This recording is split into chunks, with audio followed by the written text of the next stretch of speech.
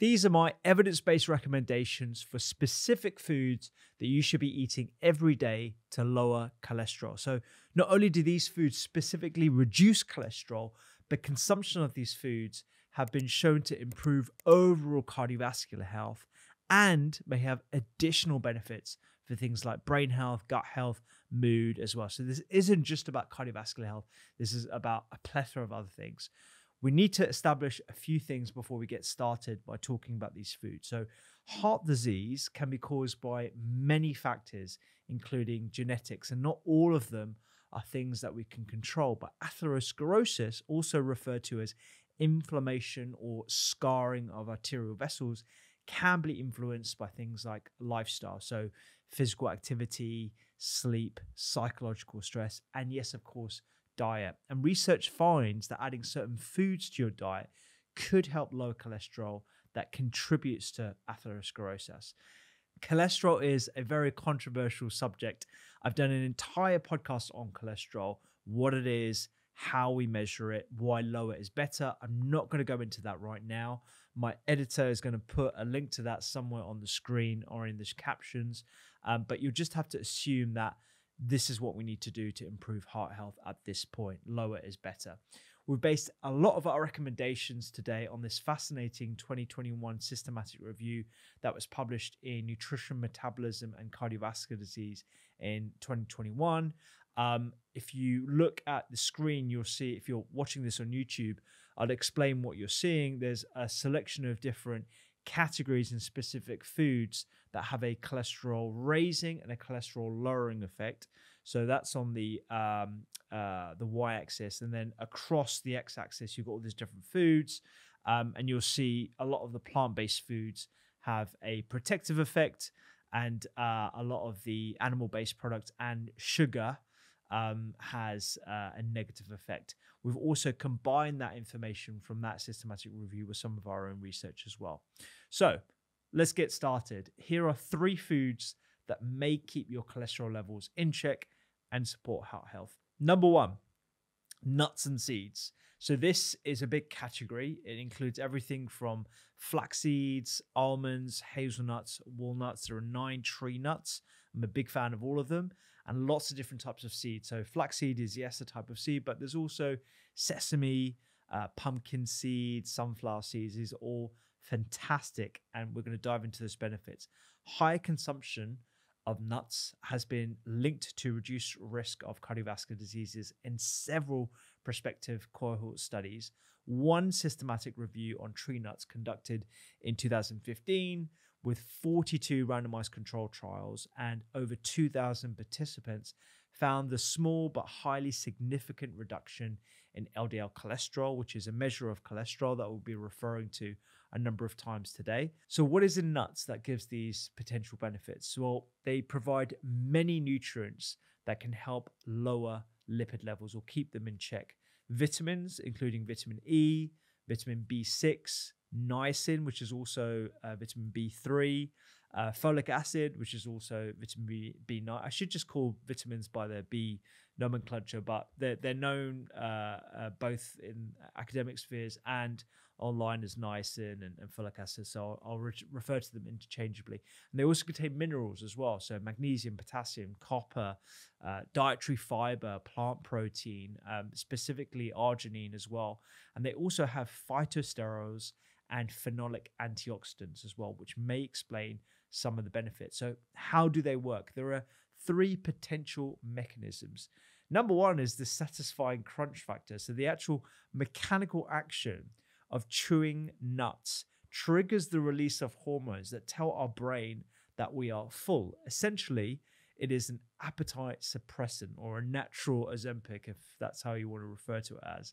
And if you stimulate these appetite suppressant hormones, it can obviously promote satiety and lower your energy consumption in your 24 hours, lowers your overall fat intake, and the bioavailability of that fat content in nuts is actually quite low if you're eating it in a whole form.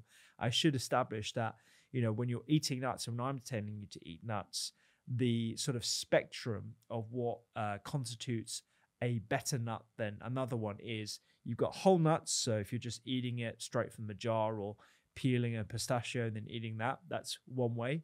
Then you've got the butter, of which you've got crunchy and smooth. So crunchier is closer to the whole nut than smooth, which is a bit more processed.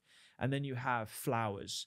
So flours are when they are completely pulverized and some of the fats is actually extracted. So you're losing some of the nutrient value as well. So in terms of when we're talking about nuts, you really want to be eating more whole nuts rather than the processed forms of nuts, particularly the ones that are added or covered in chocolate and sugar and all that kind of stuff.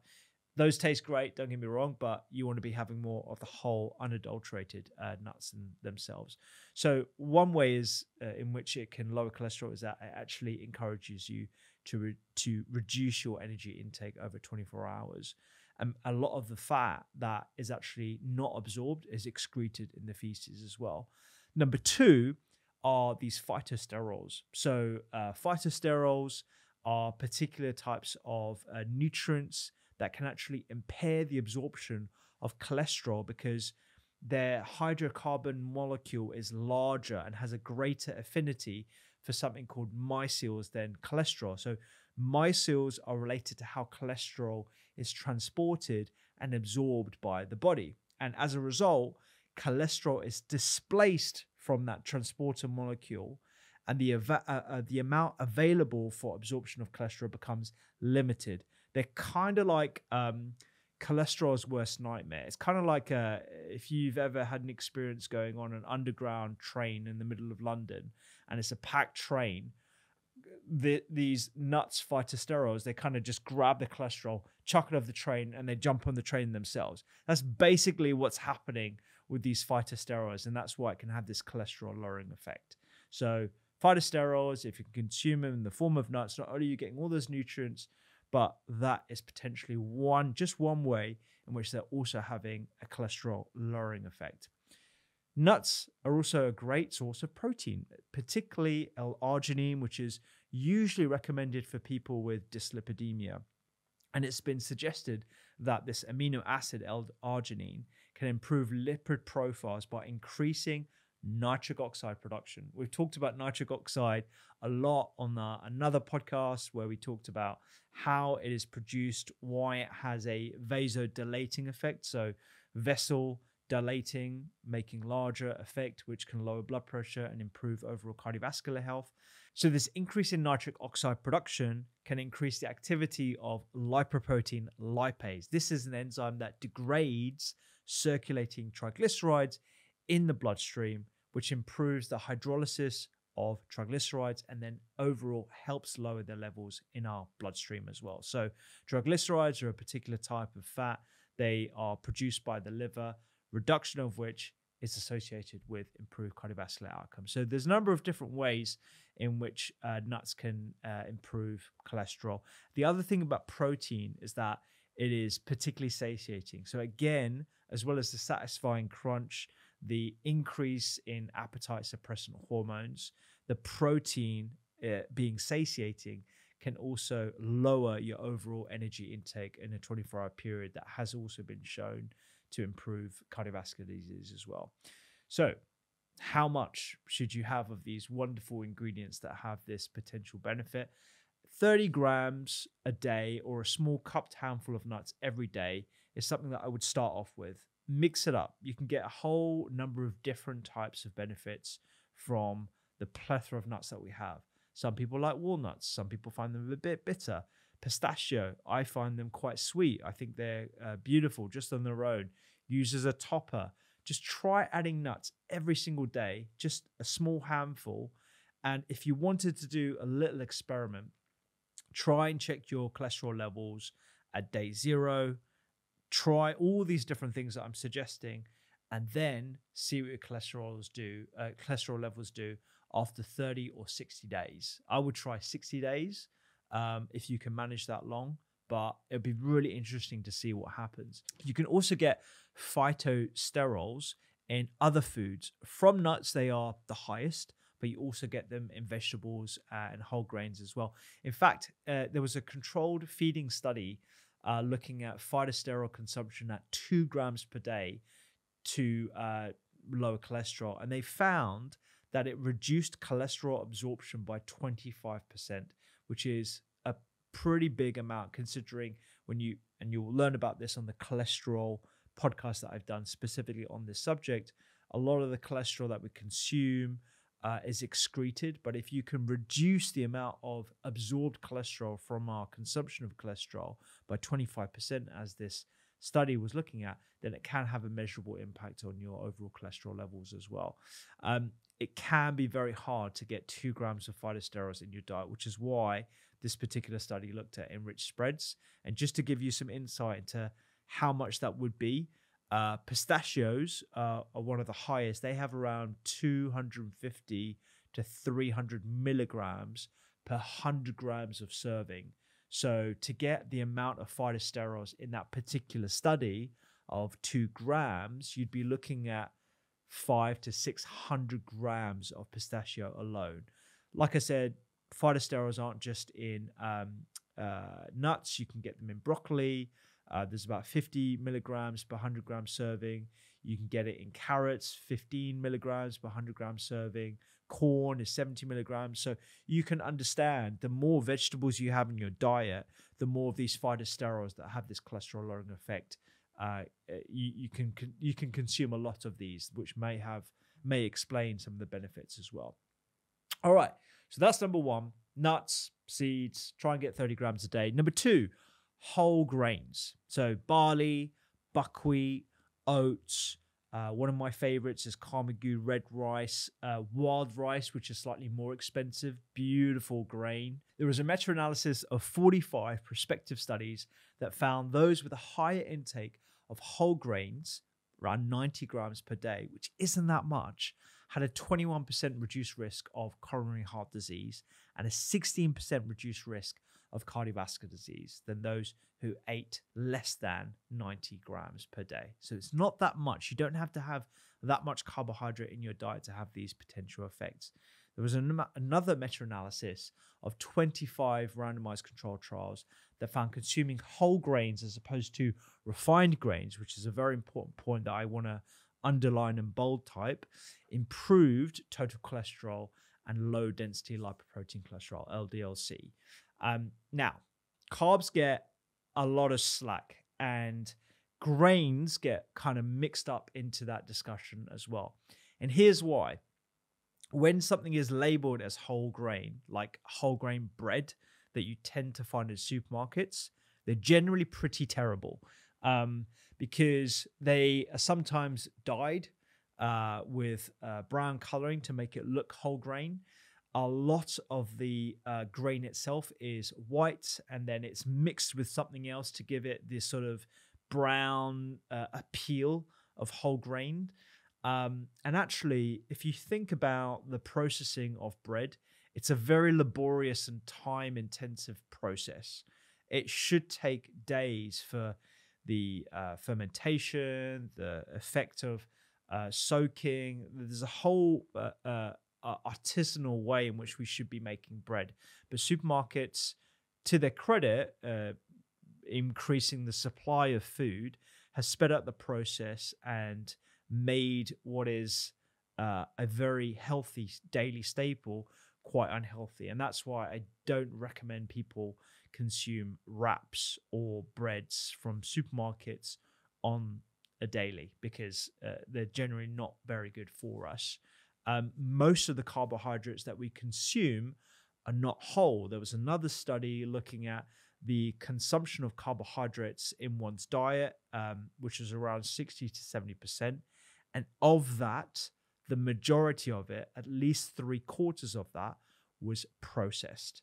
And so if you're consuming carbs, mostly processed, it's very easy to see, and this is something that we see quite a lot online, to point the finger at carbs as a whole, whereas actually we need to be improving the quality of carbohydrates that we consume. And one of the ways in which we do that is by consuming whole grains as well. The other thing, as I've just pointed out, looking at that particular study, is that overall we eat too much of the carbohydrates because they're palatable, they tend to be quite cheap, easy to consume. And these are the things that are promoted to us as well, particularly in processed form. So crisps and packaged goods, generally long shelf life. It's very easy to overconsume. And I think everyone's had that experience of popping open some crisps or chips or whatever you call them in the States and just over consuming them, because they are designed to be hyper palatable, really easy to consume, and they don't satiate you, which is why you tend to eat more and more and more. And that's why there is that famous line, once you pop, you can't stop. And it's very true. I mean, they're being very honest about it. You've got to give them that credit. So how do they work? So whole grains contain endosperm, germ, and bran. In contrast, refined grains have the germ and the bran removed during the milling process. And these items are a great source of fiber. They are a great source of B vitamins. They also have trace minerals such as iron, magnesium, and zinc. So you're losing a lot of that nutrition in a refined flour compared to whole unprocessed. These dietary fibers, particularly soluble fibers that are found in whole grains from the endosperm, the germ, the sperm, have been shown to bind to bile acids in the intestine that stop them from being recycled back into your system. And this is where the magic happens, because when the liver realizes that it's low on bile acids, it kicks into gear and starts producing more.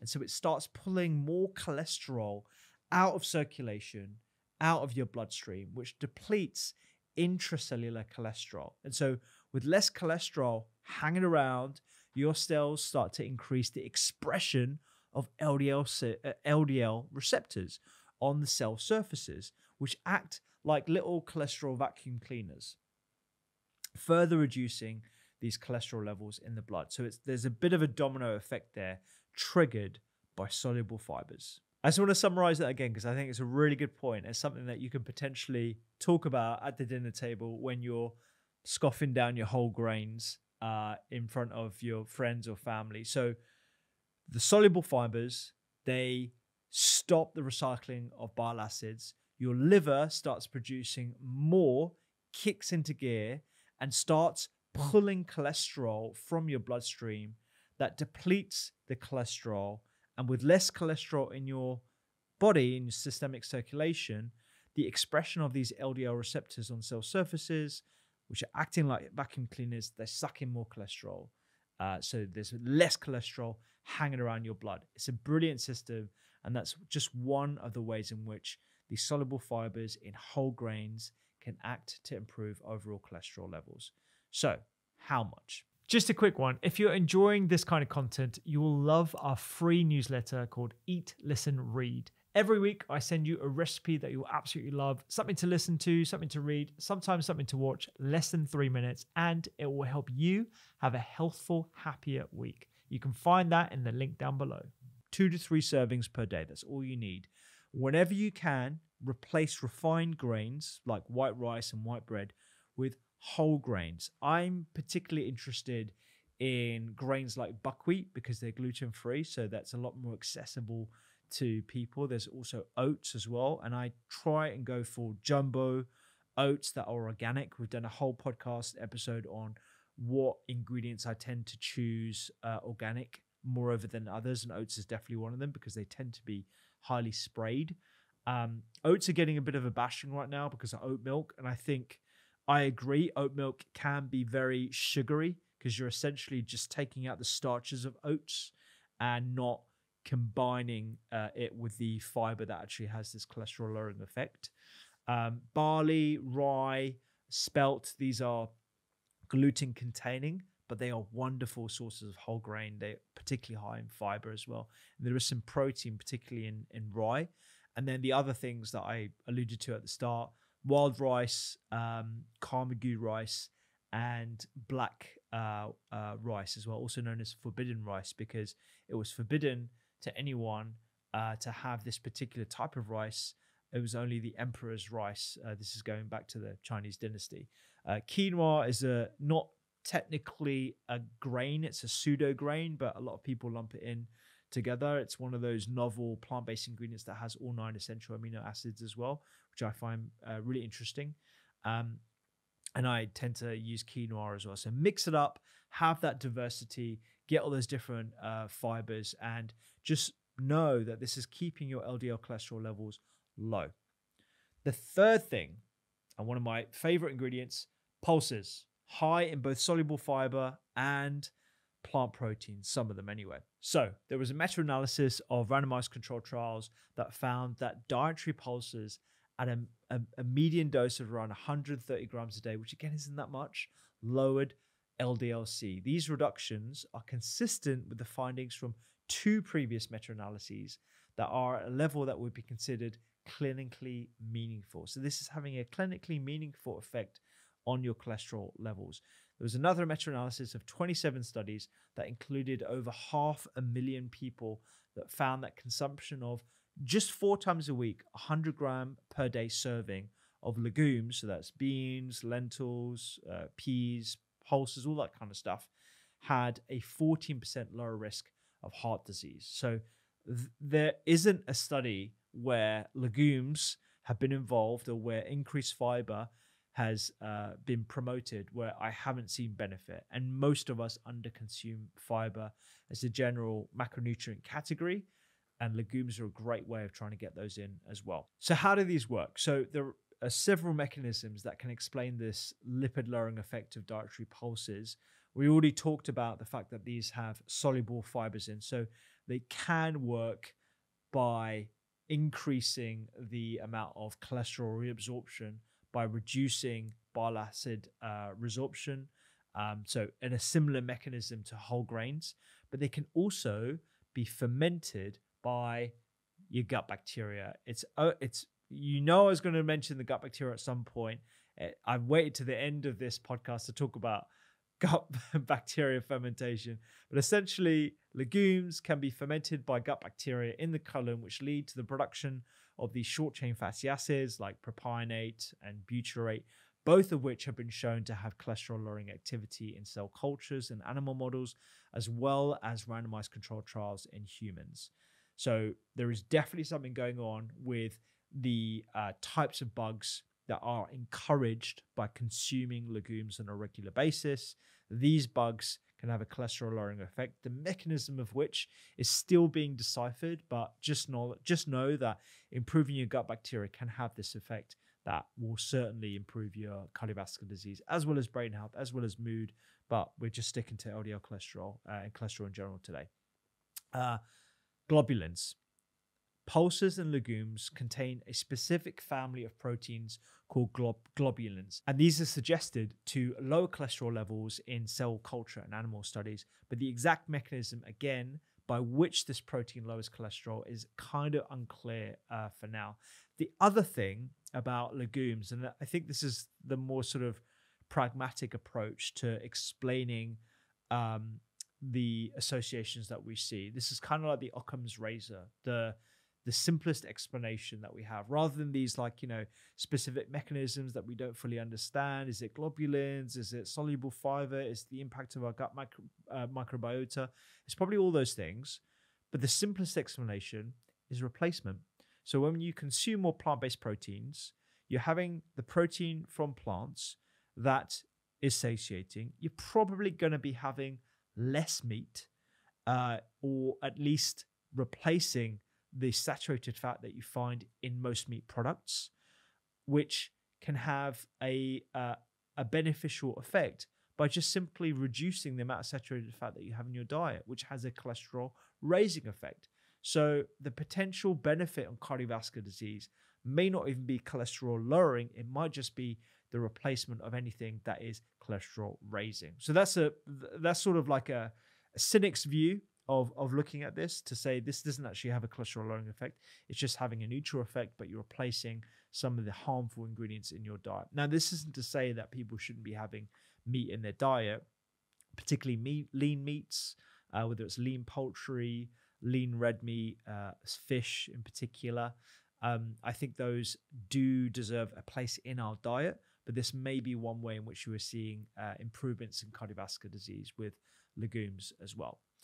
You also have a lower glucose spike. We've talked before about legumes and how they produce a lower glycemic response. So the glycemic response is your blood sugar response after consuming food, or postprandial glycemic response. And that can encourage the liver to produce less cholesterol, less triglycerides. So there's another explanation there as well as to why it has a cardiovascular protective effect. So how much? 130 grams per day, which is about 1.5 to 2 servings, or 4 times a week, 100 grams. That's the general sort of dose range. I see a serving of beans and pulses as around 80 grams, which is about 3 or 4 heaped tablespoons of haricot beans, kidney beans, cannellini beans, butter beans, adzuki, chickpeas. Take your pick. There's so many different ways in which you can explore different cuisines and recipes with these. You know, it could be an adzuki bean Japanese dessert with low sugar. Make sure that you're not putting too much sugar in that. It could be a mapo tofu, which is made with soy and black beans. And sometimes the Koreans put a bit of red meat in it. That's okay, but you're encouraging a lot more consumption of these legumes as well. I have loads of hummus-based pastes, and you can make hummus with not just chickpea, but you can make it with white beans. In fact, last night I had a miso butter bean soup with nutritional yeast blended together with a bit of hot water, and then I topped that with even more legumes. So I grated tempeh.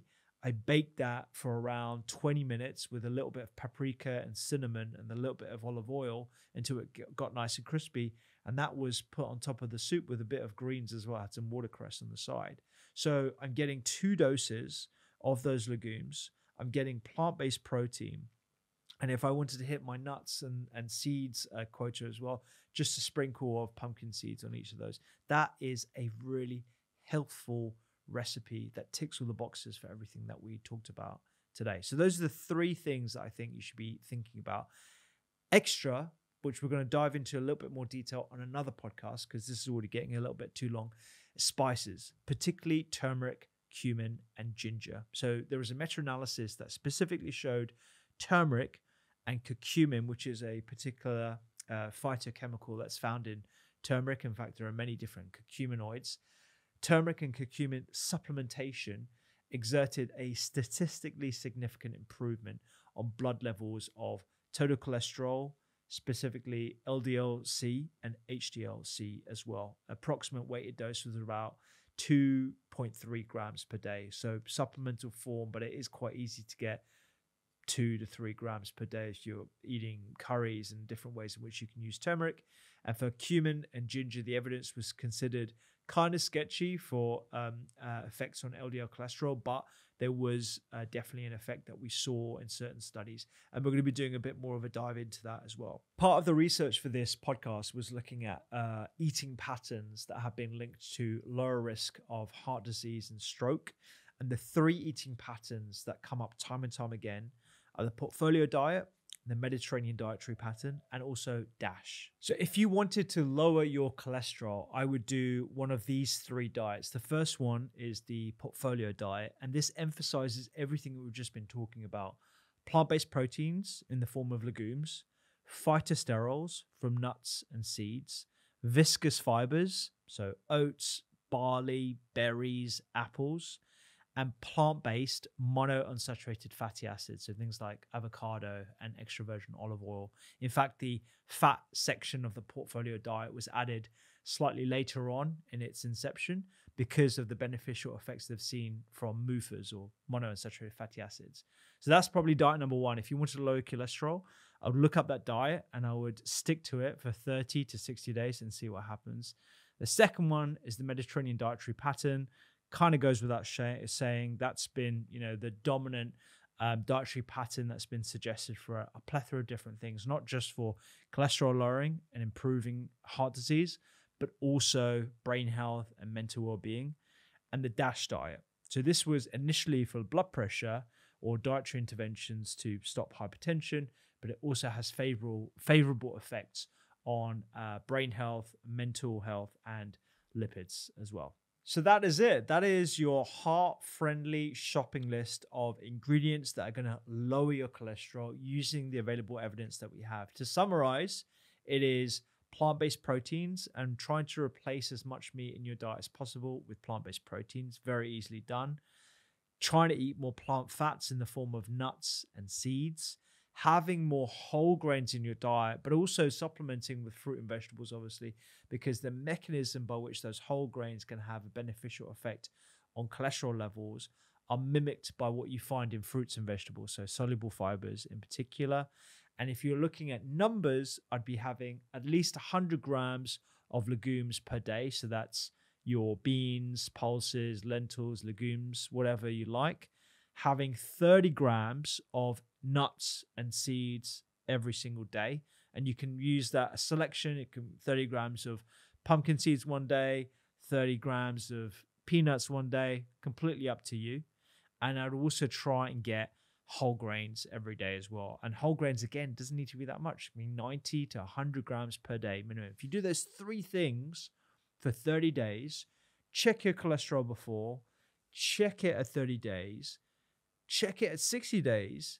I can't guarantee it's going to reduce your cholesterol via the numbers, but I will guarantee that it will improve your heart health immeasurably, probably better than most of the drugs that we have available at our disposal. And as a doctor, I cannot recommend these foods as medicines as much as I am now. So there you have it. That is my list of foods to help lower cholesterol and improve your heart health and probably improve your brain and mental well-being as well.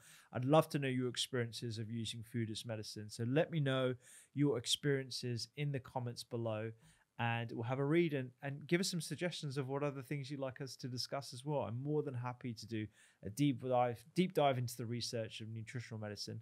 And I want to try and give this in the most accessible way possible. If you loved that episode, you will love the full library of podcasts from the Doctor's Kitchen Library. We talk about everything from inflammation, supplements, and food as medicine. Just like this episode right here. You can click it right now and check it out.